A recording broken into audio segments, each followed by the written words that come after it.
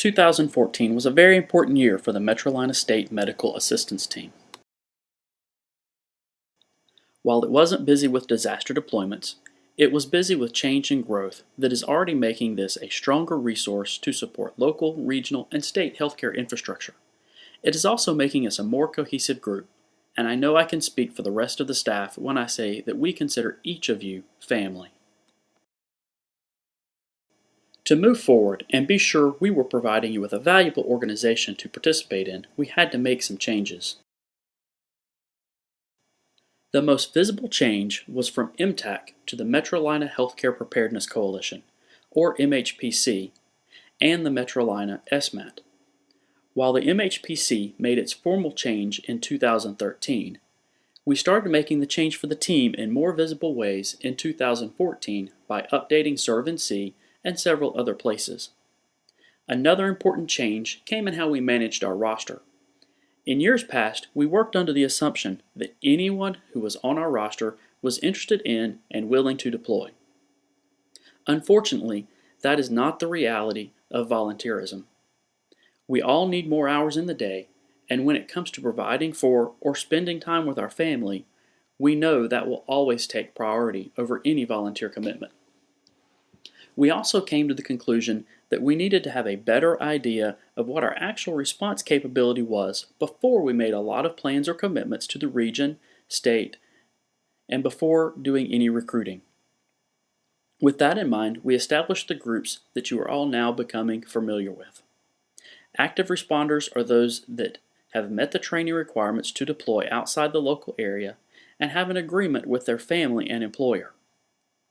Reserve responders are available to help out within the region, but either haven't met the training requirements or don't have employer or family support to deploy away from home. The provider group includes our physicians, nurse practitioners, physician's assistants, CRNAs, and pharmacists so that we can better focus their training and time commitment. The orientation group is our newest group, and it's where all new members will start their journey with us. The information-only group is for our regional partners who want to stay informed about our activities but are not able to train or to deploy with us. These groups let us start the process of better understanding who we actually had on our team. Later in the presentation, we'll talk about the numbers that we started and ended the year with. In addition to making some changes, we also continue to grow in many areas. From a training standpoint, we further developed our partnership with Central Piedmont Community College. The trial run of the online SMAT initial training program from the fall of 2013 was a major success. In 2014, we offered 9 sessions of the course during 4 semesters to allow as much flexibility as possible for you to finish.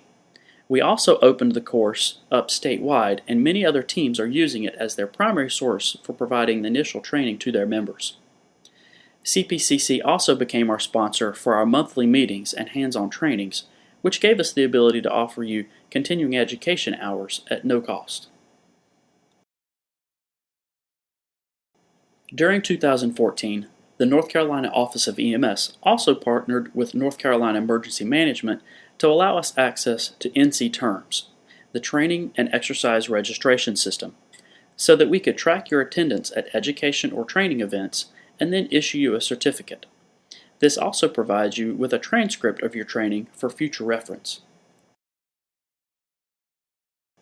We also began more actively trying to engage you and our community through the internet and social media with a dedicated website, Facebook page, and Twitter handle.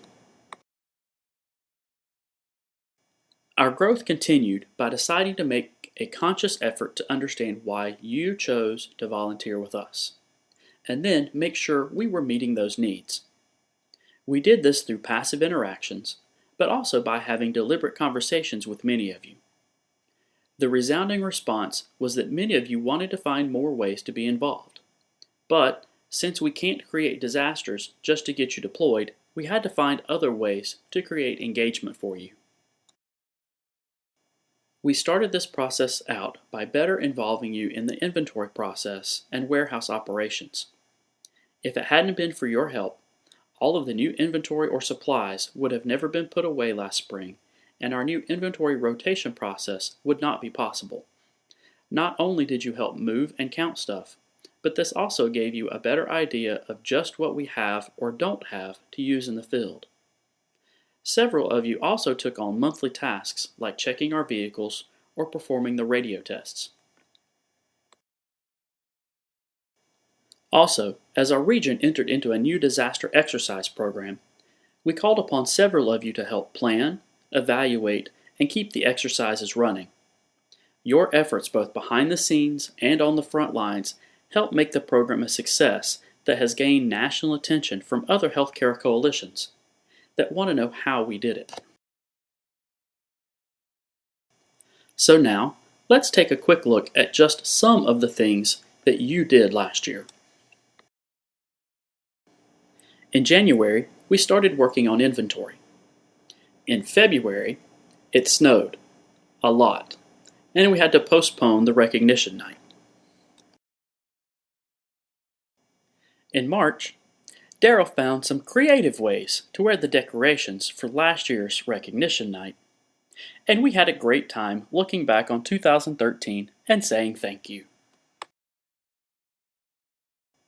In April, we talked about triage and documentation at the meeting, and many of you participated in the State Medical Response System exercise. For the meeting in May, we continue to teach you about the inventory system and process. We also participated in the radiological decontamination training in Lincoln County. At the June meeting, we hosted the University of North Carolina Chapel Hill Burn Disaster Program Basic Burn Care course.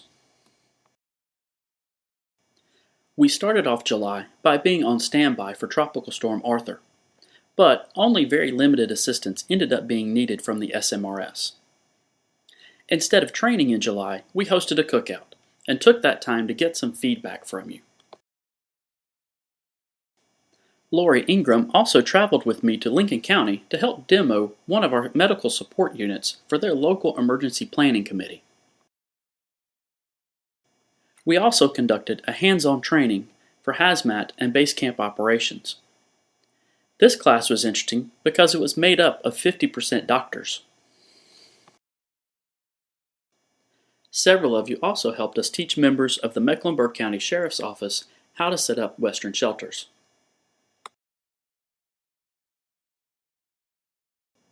In August, we hosted a guest speaker from Novant Child Life to help us understand the needs of kids during stressful situations. Many of you also helped perform exams for underprivileged children in the area. The September meeting fell on September 11th, and for that reason, we brought in a special guest to talk to us about dealing with critical incident stress. During September, several of you also helped us with an exercise at Caramount Regional Medical Center. In October, we learned about mass fatality management from the Mecklenburg County Medical Examiner's Office. Also, at the request of Cabarrus EMS, we provided staffing for the 2-day Tough Mudder event in Mount Pleasant. We didn't formally meet in November or December, but I did meet with many of you individually. We also used this time to reevaluate our roster, the participation of the people on that roster, and what the roster and team needed to look like moving forward. We ended up with 20 active members, 35 reserve, 14 providers, and 10 on orientation. While the resulting numbers look much lower, we finally feel like we have a better representation of our actual capability and know who our members really are. Speaking of numbers, here are a few more numbers from 2014. The MHPC received almost 40 requests for resources. The year started off by deploying COTS to CMC to help house staff during the snowstorm. Our upgraded telemetry system was used by Haywood Regional Medical Center, Cabarrus EMS, and CMC Northeast. We also deployed our communications package to Mississippi with the Mobile Disaster Hospital. Novant requested our decon trailer as a standby during some remodeling, and the medical support units were used several times. The list goes on.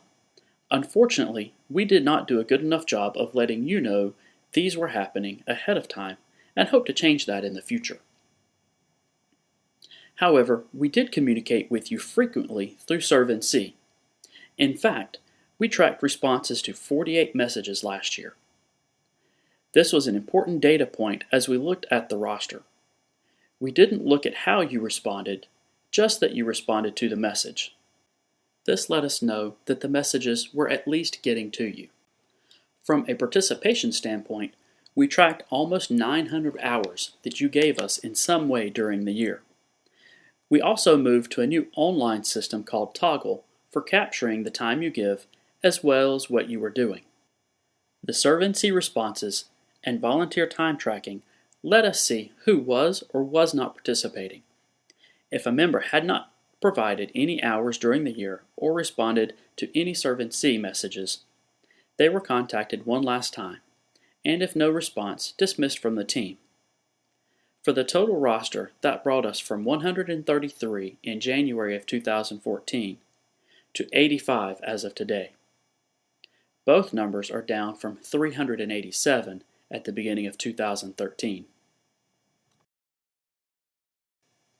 Without your time, effort, hard work, input, commitment, and patience, none of this would have been possible. We can never say thank you enough.